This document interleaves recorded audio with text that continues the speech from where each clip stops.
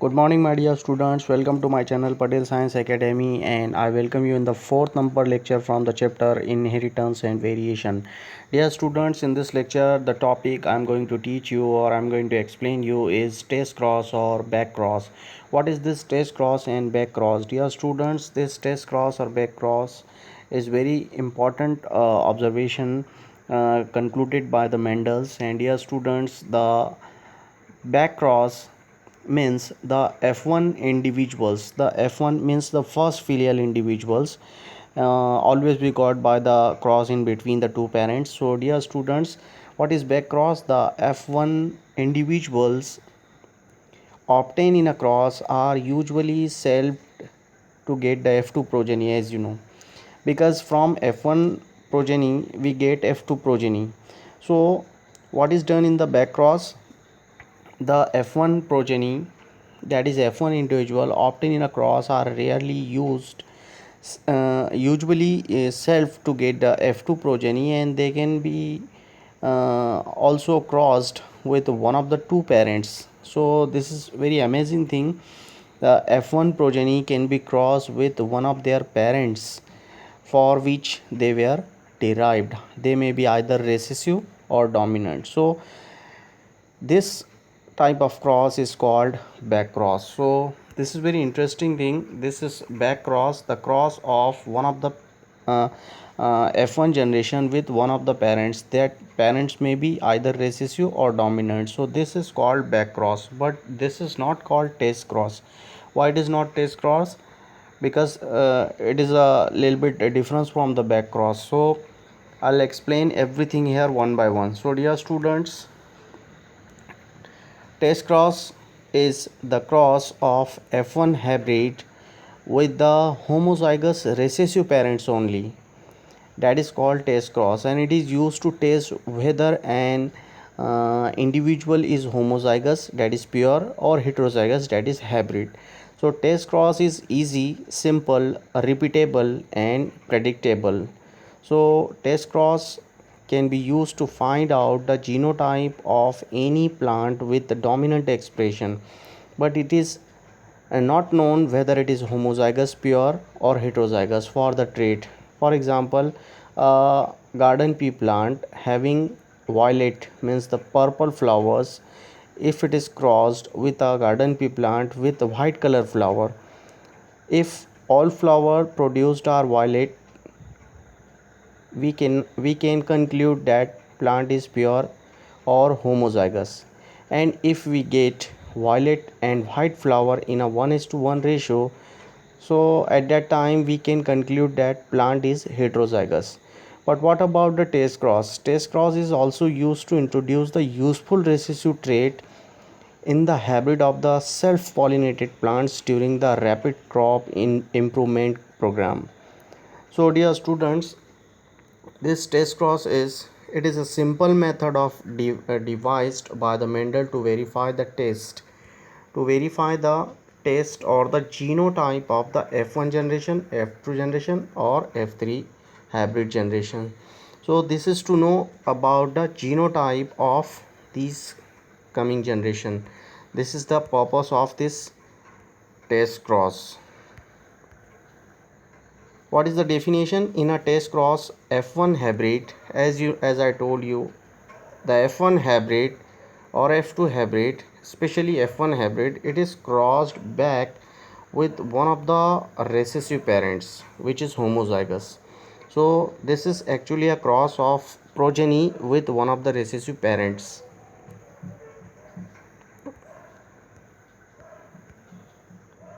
Since the offspring is crossed back with one of the parents, it is called back cross. So dear students, because this in this cross offspring is crossed back with one of the parent, that's why it is called back cross, because this is a back cross of progeny with the one of the parents, which is recessive. So example we'll see here, a monohybrid test cross and the cross between the pure tall plant and pure dwarf plant of garden pea. So we'll see here one by one. So as you know, test cross examples, if purple color flowered plant is crossed with white color flowered plant, then what will happen? Some of the plants in the next generation will produce purple flower and some will produce white flower. What is the genotype of the purple flowered plant? This question should be there in your mind, because if it is white, then it is clear all residues are there. But if purple color is there, then it indicates one confusion. That confusion may be whether it is homozygous dominant or heterozygous. So for that, to know the genotype of this, we have to go for the example with this cross, and that example is the monohybrid cross example. To test whether a plant producing a round seed is homozygous capital R or heterozygous capital R small r. So that confusion is always there regarding the genotypes of F1 hybrid. So for confirming that uh, genotype in the F1 generation, we can go for the back cross or we can go for the test cross. If we'll cross with this F1 generation with one of the recessive parents which is having small r, so we can get the result of genotype of the F1 hybrid. So dear students, we'll see here one by one. There are two conditions, and that two condition includes this cross likewise. In the condition number 1, if the plant is homozygous in the F1 generation, means if it is capital R, then we'll go for the test cross. And what will happen? These are parents. Phenotype of the parents are one is round, another one is wrinkled. This round we got in the F1 generation, and we are crossing it with one of the recessive parents which is having small r. So genotype are capital R. This is the F1 generation progeny, and this is one of the parents because we are crossing it back. So what will the gamete? Capital R from this F1 generation, and small r from this one of the parent. So when we'll go for the checkerboard, what will happen? These two capital R are the gametes of F1 generation, and these small r the gametes of the one of the parents. So we'll get here this result. What is this result? Let's see. In this result, we'll get capital R from this parent, small r from this parent. This result, capital R, small r. Then again same gametes, small r, capital R, small r. Then again this cross with this capital R, small r, and likewise we'll get 4 capital R, small r. As we are getting it with the 4 capital R, small r, then the offspring phenotypes will be, you can see here, phenotypes 100% round, all are 100% round, and genotype all are capital R, small r. So that's why we are able to know now, because of this parents genotype small r, because we have crossed this F1 generation back with one of the recessive, because we are already familiar with the genotype of this recessive parent. So because of that we can get this results. So this is the condition if the F1 hybrid is capital R, and if it is not capital R, if it is small capital R, small r, so then what will we do? We'll cross back this F1 hybrid with one of the recessive parents with the small r. So now there is a little change in the gametes. Capital R and small r will be this time 2 gametes, and these are the same gametes as we have seen here in the F1 for the F2 generation. So these two small r from this recessive parents, and this small capital R, small r is from this hybrid generation. So this time what will happen, as you can see here, what will happen this time, the result we are getting here is having some changes. And what are that changes? You can see here, dear students, you can see here these changes. If this capital R is crossed with this small r, will get capital R small r. If this small r is crossing with this small r, will get small r small r. If this capital R with this small r, will get capital R small r. And this small r, 2 small r will get here. So what is the difference here in the result? Phenotypic result is 50% round and 50% wrinkled. Why? Because we got 2 capital R small r and 2 small r small r. What about the genotype? 50% capital R small r and 50% small r small r. Again we have got this result because of this back cross, because we have crossed back with this parents, and we are well familiar, we know actually the recessive genotype of this parent. So that's why to confirm the F1, F2 or F3 generation genotype, we can go for this back cross. So this is very interesting cross done by the Mendel. So this is about the back cross. So what is the ratio in the test cross or back cross? Phenotypic ratio is always 1:1, and again the genotypic ratio is always 1:1.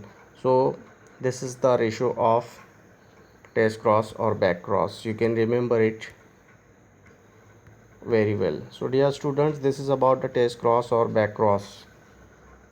So there is a little change in the test cross and back cross. What is that change? Test cross. The test cross is a cross between the dominant phenotype with the recessive phenotype, while the back cross is the cross between the F1 hybrid with any one of the parents.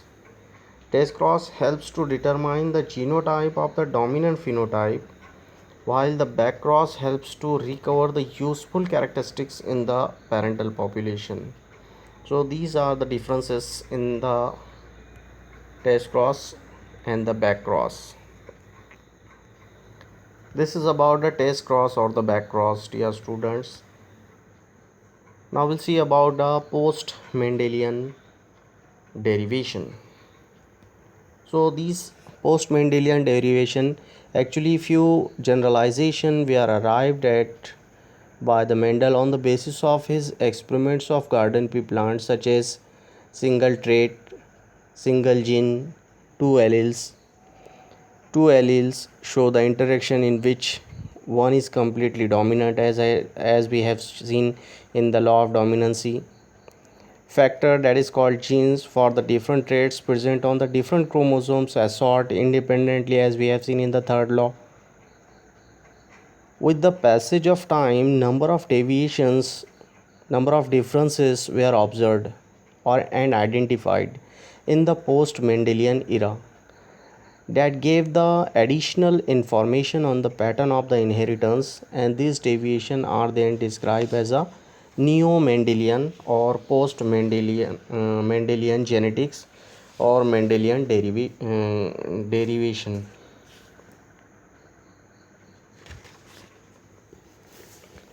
So dear students, to understand about this Mendelian, post-Mendelian genetics, we have to go for the interaction. So we should first know about the types of the gene interaction, as it was observed that the phenotypic expression of the gene can be modified or influenced by the other gene, and these gene interaction are of two types. So this is type number 1, intragenic gene interaction, which includes, it occurs between the allele of the same gene because it is intragenic. So it is the interaction between the alleles of the same gene. Example, incomplete dominancy, we'll see here, codominancy, multiple alleles, And the second type of the gene interaction is intergenic gene interaction. First is intragenic interaction and second is intergenic interaction. So as you know, intragenic interaction takes place in between the allele of the same gene, while this while in the intergenic interaction, it occurs in between the alleles of the different gene. So you can see here there are different genes alleles involvement in this gene interaction on the same chromosome or on the different chromosomes. So this is the difference in between the intragenic gene interaction or intergenic gene interaction. The example of the intergenic gene interaction are pleiotropy, polygene, epistasis, and the supplementary and complementary genes. So all these things we'll see one by one. Let's see the next. Let's start with the intragenic gene interactions. Very first example, incomplete dominancy.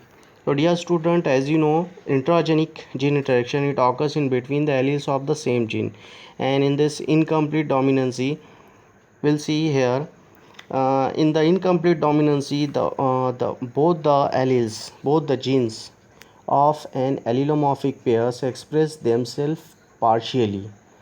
There is no 50-50% expression in the cross.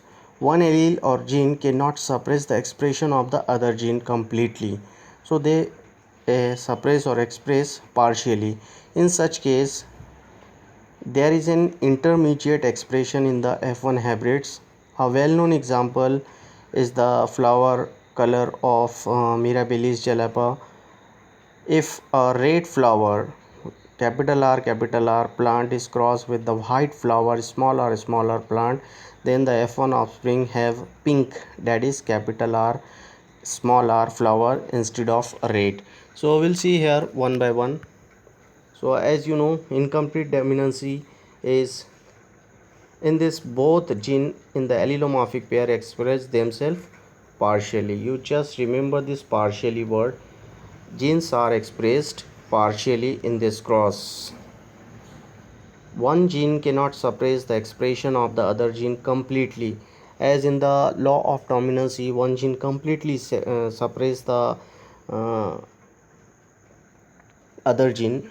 That's why that gene is called dominant gene, and the gene which is not shown or which is not expressed itself, that is called recessive gene. So dear students, in the incomplete dominancy, law of dominancy fails there because one gene cannot suppress the expression of the other gene completely.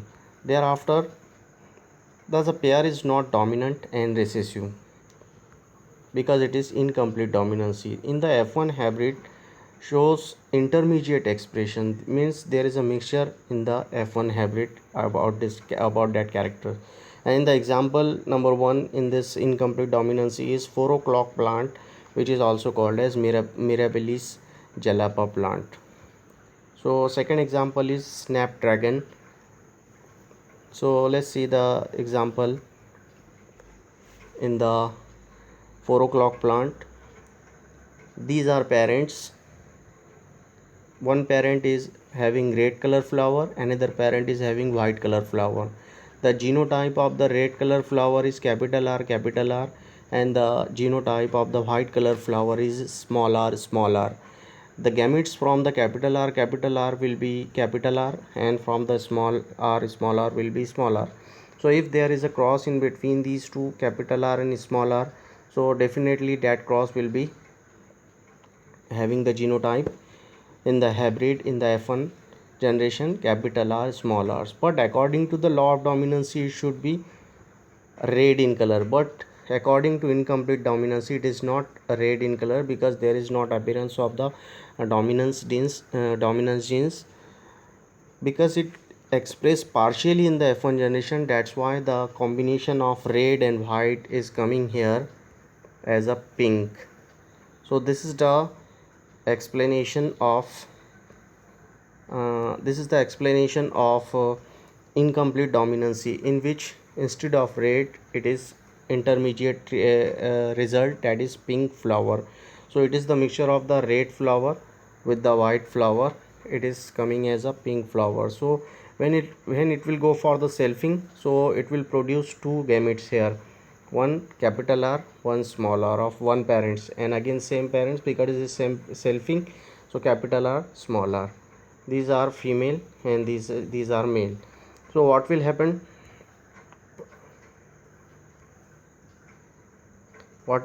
if this R will fuse with this R, so both capital R means red flower will be there. But if this small r will fuse with this capital R, so there will be a pink. Again that small capital R with this small r will produce capital R small r, that is pink, and this small r with this small r will produce small r small r, that is white. So phenotypic are likewise here. And what is that phenotype and genotypes? Let's see. That phenotypes includes genotype first, capital R one time, capital R small r two time, and small r one time. So ratio will be 1:2:1 genotypic ratio. What about the phenotypic ratio? Phenotypic ratio, in the phenotypic ratio again the ratio will be 1:2:1, because one red is there, two pink is there, and one white is there. So it means the genotypic ratio and the phenotypic ratio is same in this incomplete dominancy, that is 1:2:1. So it is easy to remember the phenotypic and the genotypic ratio is same in this incomplete dominancy. This is about incomplete dominancy. Thereafter codominancy we'll see in the next lecture. Thank you for watching my video, dear students. Please